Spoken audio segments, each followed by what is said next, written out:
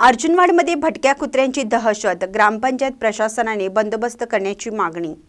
अर्जुनवाड तालुका शिरोळ येथे ग्रामपंचायत जवळ छत्रपती शिवाजी महाराज चौक, नवीन वसाहत, बुलाब बागडी ते घालवाड रस्ता या ठिकाणी मोठ्या प्रमाणात भटकी कुत्र्यांचा वावर दिसून येत आहे।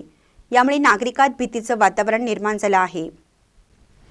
ग्रामपंचायत जवळ असलेल्या मैदानावर लहान मुले खेळत असतात। लहान मुले शाळेलाही जातात।